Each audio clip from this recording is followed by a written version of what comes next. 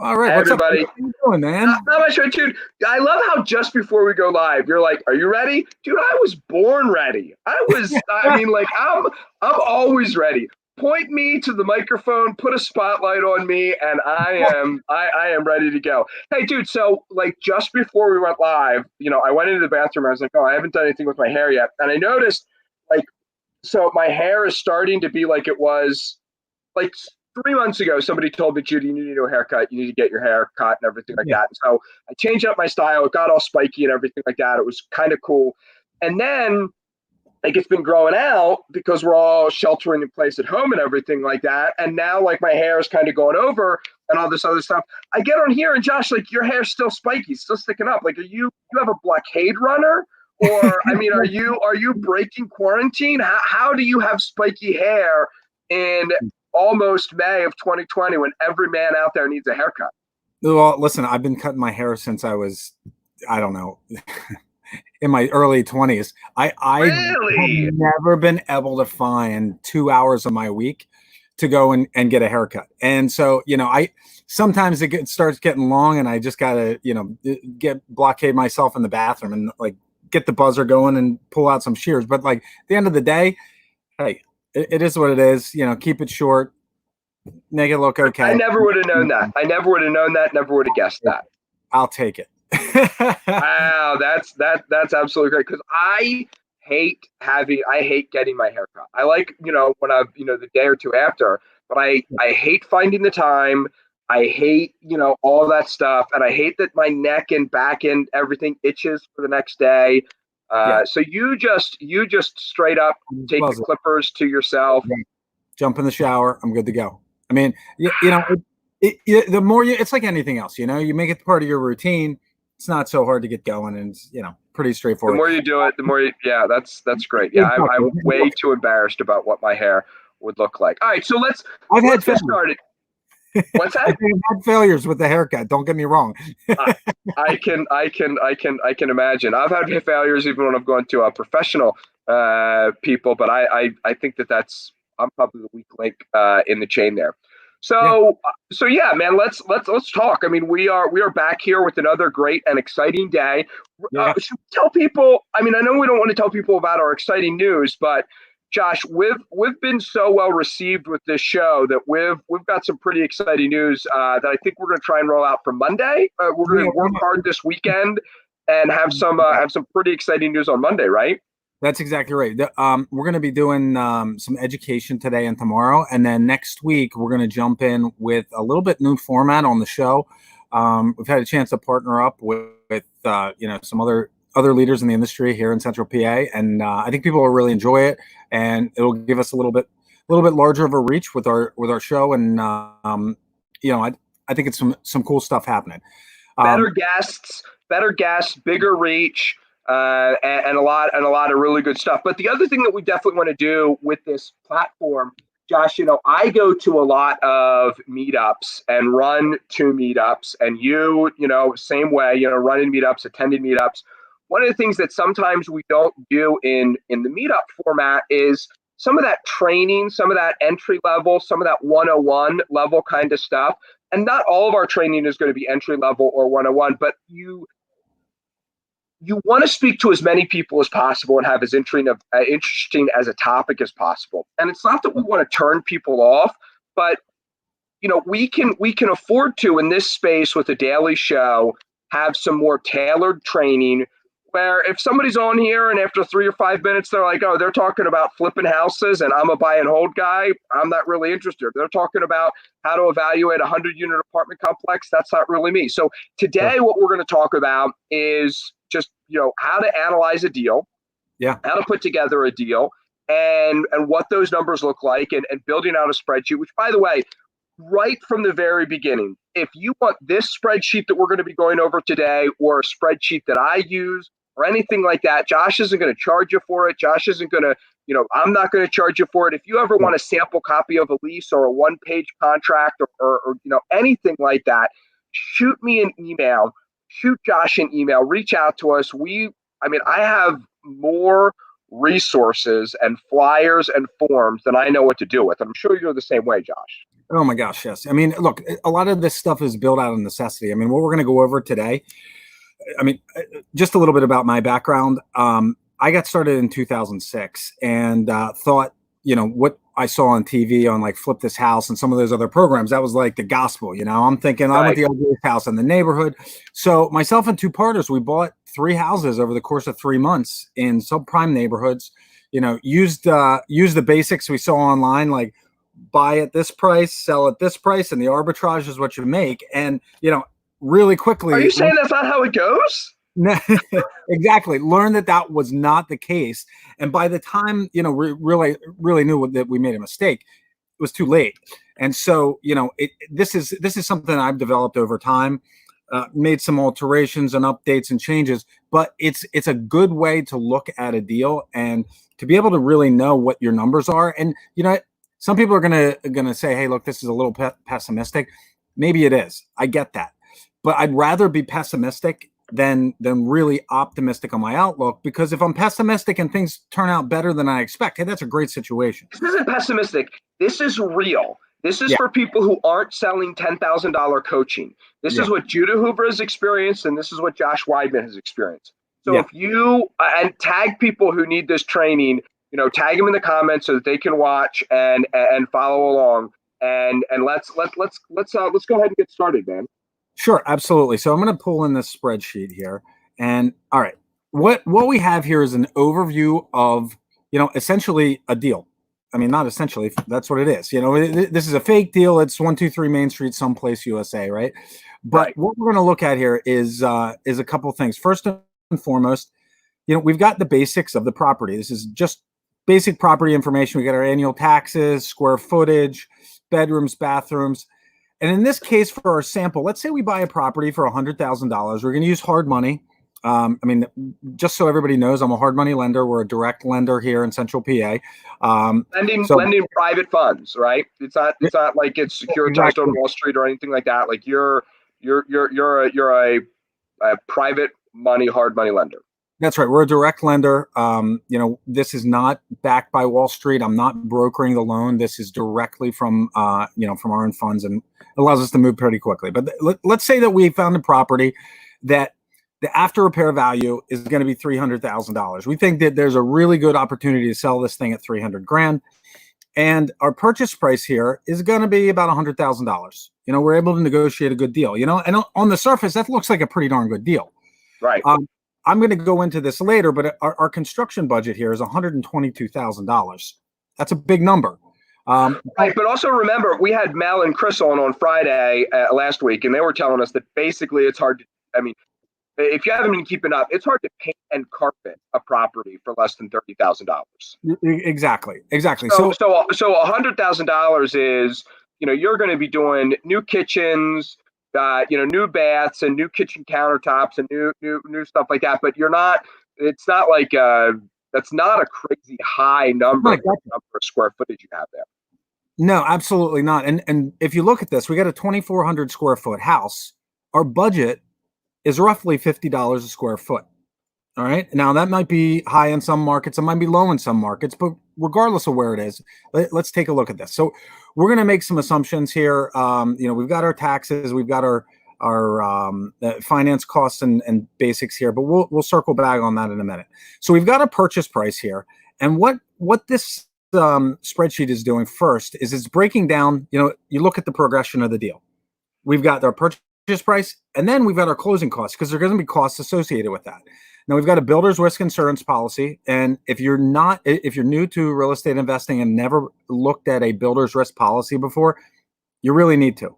A builder's risk policy is essentially a vacant property coverage combined with a liability coverage, so that if you're halfway through the project and somebody breaks in and rips out your cabinets, which I've seen happen, or they come in and cut out all the copper in your house, anything installed in that property is covered under the policy. If the house burns down, it's covered under the policy. There's certain things. And it's a higher insurance because it's vacant a lot of the time. So, that's right. So if a fire breaks out in your house, dear listener, chances are you're going to be able to put it out or call the fire department quicker than if it's a vacant house where where who calls the fire department, the nosy neighbor or the little old woman across the street who keeps an eye out on everything that's going on in the neighborhood, and she's not calling the fire department until there's smoke billowing out for the 5 windows. So there's a higher risk associated with vacant properties. And unfortunately, if you get a standard landlord policy or just a standard homeowner's policy, a lot of times that won't cover more than a month or two of vacant, a vacant property during that term. So we've got our builder's risk insurance. We've got our title insurance, and this is an estimate. It's not exactly 1.3%. It used to be years ago, but it's if you do a search online in Pennsylvania, it's a state mandated fee. So we put that in there. We've got our transfer taxes and title fees and other costs. So look, we can do our best to calculate what the costs are, but inevitably there's going to be the courier fee and the out of office closing fee and the search. Things are going to pop up. We want to make sure they're on the budget. In this case, we've got about 6% of our purchase costs going towards closing costs that are just throwaway fees. That doesn't include any financing. So now we're going to look at the financing. That doesn't include any prorated taxes. That doesn't include, there's a couple of things in there. So that is a realistic, but certainly not a pessimistic number. That's a good number. Right. So now let's look at our finance costs. Okay, we're going to use a hard money lender. I've projected on the higher end here, but let's say there's a 4% origination fee. We're going to do 3 inspections throughout the course of the 3 draws throughout the course of the project, an appraisal, maybe some attorney's fees. Break that draw down if people don't understand. So that looks like you're paying $150 basically to send somebody out and verify. Look, according to our agreement, I get an extra, $20,000, $50,000, whatever it is. I get an extra chunk of money as soon as I have completed tasks A, B, and C. Right. I am paying up front, me as the borrower, I am paying up front $150 per inspection for you to go out and verify that work is done, correct? That's right. So typically with anytime you have a construction project tied into a loan, it is very typical for the lender to have the money escrowed and then reimburse those renovations. It's very, very uncommon unless you've got some sort of cross collateral or something like that, where the lender is just going to hand you a check for the renovation costs, right? So what they want to see is they're going to pay for completed work. So in this case, let's say that we got a $120,000 budget. We break that into three draws. So roughly about $40,000 a draw. Hey, if I'm not comfortable with that and I don't have the cash to front that $40,000 in renovation, let's double it. So now we'll make it 6. We'll make it 6 draws. Okay, a little bit more comfortable as we go through the project. We got our appraisal. We've got our attorney fees. In this case, I'm assuming that the lender is going to lend about 2/3 of the project. A total of $200,000 is going to be the loan amount. All right. So as we come down here, we've got about $10,500 in closing costs associated with the financing. So our total acquisition cost here is $116,000 and change, right? But the real important number below that in this form is our cash to close, because ultimately, you got to know how much money you've got to have on hand to bring to closing. The total acquisition cost doesn't really matter if you don't have a dollar, right? Right. In this case, what this is reflecting is, all right, the lender is essentially coming to closing with $200,000 minus our construction budget. So about $80,000, $78,000. Okay. And then we're bridging the difference, comes to about 40 grand. We're going to have to bring 40,000 to close. All right. Way better than, if I go to try and do this deal with a hard money lender that's only willing to lend at 65% of after repair value, I've got to bring 40 grand to the table. That's right. Way better than trying to do this deal and bring $230,000 to the table. That's exactly right. And for hard money, is a great tool to use to leverage the capital that you have in hand. It's not necessarily a great tool. It's been used this way in the past and recently, and I think it's kind of backfired, but it's not a great tool if you've got no cash and no credit and, unless you have a phenomenal deal. In that case, hey, that's a different story, but typically it's used for leverage. So now we're going to go back to the part that is probably the most challenging, in my opinion, of any part of the whole process, and that's construction. Because $120,000 is a lot of money. The question is, what are you going to do with that money, and how does it break down? Most of the time, people look at a large dollar amount, and they're saying $65,000, let's say.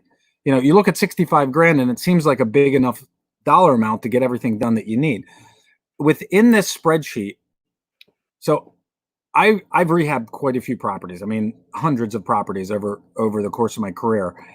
And one thing that I've learned is that in order to do this well, you need to be able to manage the small portions of money and the small portions of time. Because I'm going to go back to the other spreadsheet. On the holding costs, one thing that I want to point out here is our holding costs just in financing is $71.23 a day. A day. So you think about that. Every single day that this property sits on the market or sits vacant or sits without work going on, it's compiling expenses and fees, and it's adding up. So if we go back here, what I do is I break my renovations into 5 phases, right? During phase 1, we've got our demo and clean out. We're going to put the roof on. We're going to order and maybe not install our windows during this phase, but certainly order our windows. And we're going to do some siding. Now, I put it in phase 1. Siding can probably be done later in the project. Window installation can be done later in the project. But if we don't order those windows first and at least get our siding crew out there to measure up the house and confirm our numbers and get us on the schedule, this stuff drags out forever, right? So this is phase 1. Now, once the house has been demoed and cleaned out, we've got our new roof on, we've got our windows ordered and siding done. Now we're going to go back and we're going to go into the house and we're going to look at framing out the property. Oftentimes on a smaller project, I'm going to frame out the kitchen walls, maybe change the layout here and there. We're going to do some minor or even major framing. We're going to go in and we're going to do our rough plumbing, electrical, and HVAC work. So if you can imagine a nice looking house, essentially our first step is to rip the thing apart, beat it up, put holes in the wall, do whatever we got to do, right? So at this point, the house might look like a bombshell blew up in it. Right. But as we go through, now we're going to start putting it back together. We go through our insulation. We put the drywall up.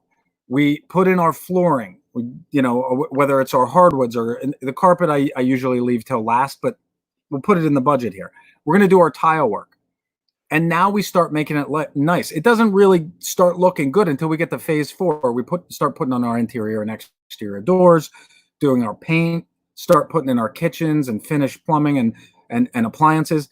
So after phase 4, we essentially have a house that it looks pretty good. We still have wires hanging out of the walls, but we got a kitchen installed. We've got our tile and our bathroom fixtures installed. We've got our appliances delivered.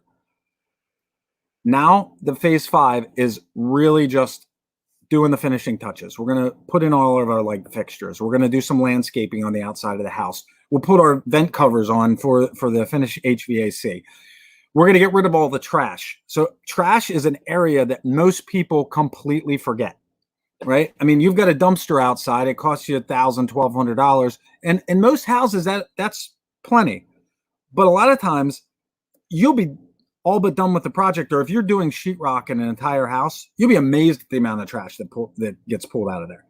So I always budget at least 2 dumpsters, sometimes 3, depending on the size of the project. And hey, if we only use 2 and we're budgeted for 3, that's a good situation,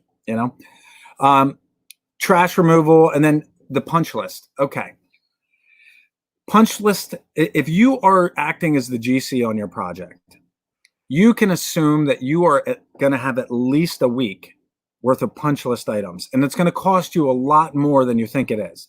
These are all of the little things that when that tile guy goes through and he cuts the tile 1/4 of an inch short, and then they put he's thinking, oh, it'll be covered by the baseboard. The baseboard goes down and we still have a 16th or an eighth of an inch hanging out there. That can't just be left.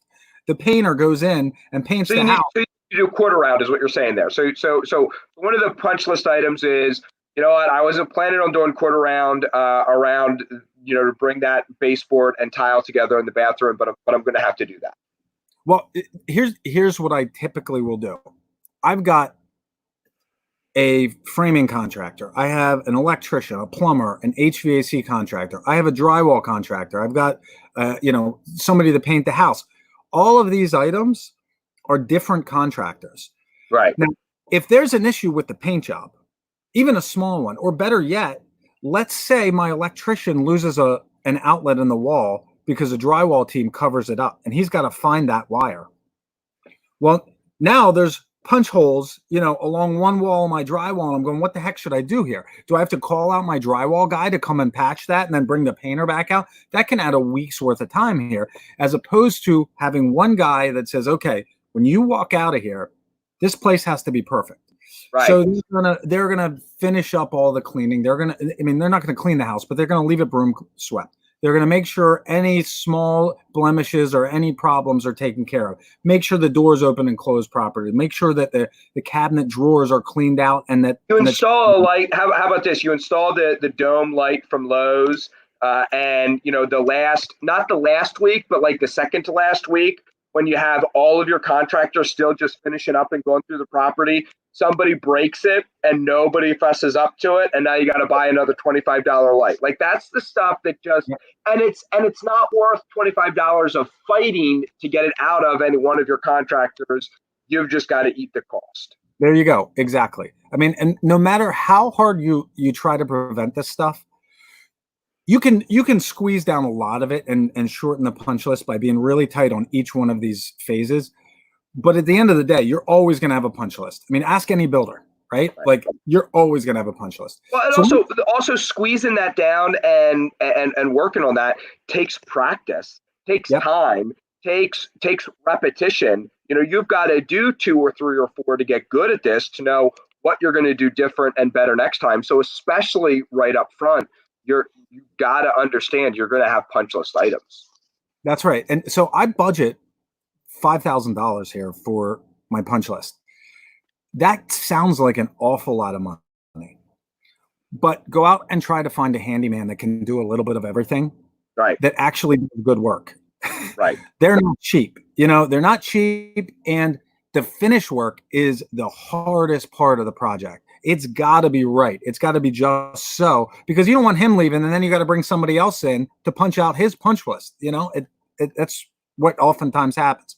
So the last but not least is cleaning. Cleaning a property, whether you're selling it or renting it, is a absolutely vital part. You can have a gorgeous house, but if it looks filthy, nobody's buying it. Nobody wants to move in there. You want them to walk in, look around and say, man, I could move right in. Right. And so paying a little bit more for cleaning is a big thing. Another thing that I do with this is I allot time for each part of this process. And my administrative costs is project management. I'm going to hire somebody to oversee this project. I want them to stop by, see what's happening, and I want them to be able to have the time and make money, so I don't have to sit there and watch everybody work. Don't have to make sure that my plumber's showing up on time, or the drywall team is scheduled at the right time. Architectural and permits, you've got to have some kind of budget for this, because they're real costs. And there's a real timeline involved. Sometimes the permit process is one day walking into the permit office, applying, and you walk out with the permit. Other times you need architectural drawings. That's going to take time to get done. You got to go and drop them off. There's review, there's oversight, all that kind of stuff. So it can be anywhere from $0 for architectural to tens of thousands of dollars, depending on the size of the project, the scope, and all that kind of stuff. In this case, we're going back here. All of this populates into each of these phases. And then I have a 10% contingency budget, both for the number of days and the budget. So within this $122,000, there's $11,000 of contingency, so that if any of these items go over slightly, or I've got an unexpected cost or something, there's $11,000 in the budget to cover it. The other thing to look at here is when I add these up and I divide them by 30 days, right here's my little cheat. This is the number of months I can expect to be under construction. And it's rounded up because things never, very seldom, end up happening as quickly as we want them to, right? So with this overview, now we come down here and we look at our closing costs. We've got our finance fees. This is all based on a 6-month hold. We bought it January 1st. We're selling it July 1st. We've got our taxes, utility costs, and if you look here, there's $17,000 in soft costs on this project. I mean, that you could very easily overlook and could disappear. At the bottom line here, our total projected costs are $277,000. We got a $22,000 projected profit, tying up $40,000 of our money. Not bad. That's a 50% return on investment. 50% return. That's a 50% return on your money in 6 or 7 months. That's right. So the annualized return is you've made 100% on your money. Yep. And you've probably, got yourself an ulcer and pulled out a couple of your hairs. And, you've probably put this isn't a 100% passive investment, but you've made 100% annualized on your money and you've done one deal in 6 months. Not bad. Not a bad way to make some money at all. That's right. Now, the one thing to realize here is that, look, if you're doing one deal at a time, your construction budget's probably going to be a little bit lower. You're going to have time to spend at that project and make sure it works. You're probably going to be able to get it done a little bit faster. But as your number of projects grow and, maybe you got to be further and further away from your home office or where you work, these numbers are going to be real. Like they're going to go up. Rehabs are going to be more expensive when you have to trust more people and bring more people into your organization. And ultimately, the bottom line is you want something that's repeatable, that you can replicate the same process over and over and over. And when you analyze a property, what your exit or what your profit margins are going to be. And that's really what I've been able to do since implementing these spreadsheets and really looking at them. And then when the project's over, you can go back and say, okay, on my construction, my windows didn't cost me, $350. Now I found a new supplier at $285, furnish, install, and cap. Hey, that's great. I just saved myself a couple bucks there, $30 a window. It doesn't sound like much, but, put in 100 windows, put in 1,000 windows, it adds up pretty quickly. Well, and I think that the other, it's so funny you talk about windows there. I know we're running short on time, but Windows is a great example of why you need a contingency, because go count 19 windows in any house. They're not all going to be, the same. They're not only going to be $115. And so what that means is you're in a situation where some of those windows are going to cost $315, but one or two of them might be $450 or $500. You might have a $600 window because it's bigger than the others, or because it's joined. What do they call that when there's like two windows together? Mullion windows. The mullion in between there, whatever that's called.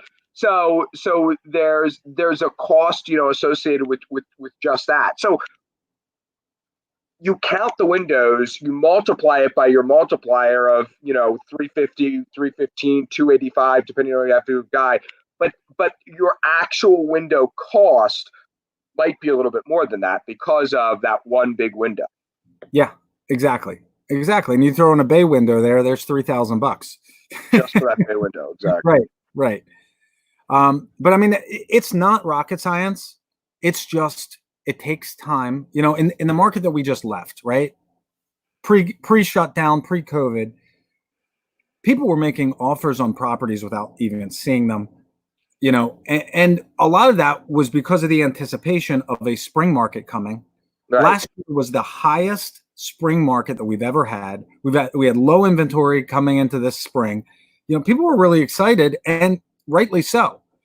But what happens when, we're not always on an upswing? We're not always in an up market. Things are not Right. always improving. It's a you got to be prepared when that kind of stuff happens, and you got to buy right. Because look, there's a lot of risk in doing a construction project that's $120,000, right? There's totally a lot of risk. So a $20,000 return with that much risk is probably not worth it for me.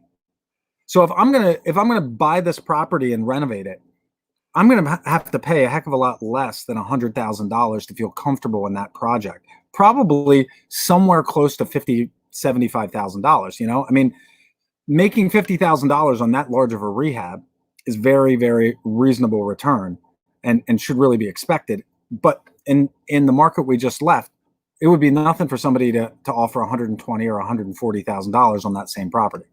Right. Right. Yeah. This is absolutely great, Josh. And I think this is wonderful information. So just to wrap up, if you're interested in this spreadsheet, all you got to do is email me. All you got to do is email Josh, and we will get that emailed right out to you. We want that to be a resource to our listeners. That's right. Guys, we're going to do some more training, some more teaching tomorrow, good quality, actionable information. And you absolutely want to be here on Monday, because we are going to have some very exciting news on Monday. So tomorrow, what I really want to dig into is the precursor to our rehab analysis, right? And that is, how do you evaluate a property? I know, right. Jude has been jabbing all week about, wholesalers and the way they analyze properties. Well, look, let's find out how to really analyze what's a realistic expectation on what you can sell this property for. How do you analyze the ARV? What's the right price to pay today? Yeah, absolutely. Yeah, and I think it's important to know and understand how to evaluate a property, how to look at a property, and not trust a wholesaler, a retailer, or a realtor, your business partner, the seller. Don't trust anybody on what the numbers say, but you. You should be the one who knows how to do the numbers and knows what things look like. That's right. All right, Judah, thanks, man. Anything else we got to cover here in today's market? There's some really interesting news items that I think tomorrow we can kind of bring up. There's lots of good news, lots of scary news, lots of we're almost at the end of this, lots of, oh dear God, it might go on for another week or two longer than we thought. But yeah, there's a lot of, everybody's seeing the news. Everybody knows we're coming to the end of this, and we're all chomping at the bit to get out there. And I think that, as that happens, we're going to see some explosive growth. I will say this, the first quarter was only really affected in the last half of the last month. So a quarter is 3 months long. It was the last 15 days of one of those. So like 1/6 of the first quarter was affected by COVID really aggressively. And what did we lose? 7% or 4.5%, something like that. The GDP number is down a scary amount. Second quarter numbers are going to be it is going to be the equivalent of what we saw happen in unemployment numbers. Just peak to they're going to need to zoom the charts out when they talk about what's going on with GDP. Yeah, I got to tell you, we're sitting here on April 30th. I don't want to brag, but I've collected 92% of the rent I would have expected to collect. Slate House Group manages 4,000 units across 4 states. Good properties, bad properties, and everything in between. Single family homes to multi-hundreds of unit apartment complexes. So, 4,000 units is a statistically significant number. I don't care what you're measuring. And we've collected 98% of our rent. That's great. So it's not as bad as what a lot of people are saying and thinking that it could be. And if you are a good, sharp, shrewd business person who cares about people today, you can not only survive, you can thrive in this market. I love it. Oh, that's a great way to end it. Judah, thanks, man. We'll see you tomorrow. See everybody at noon. Have a great day. Yep. See everybody.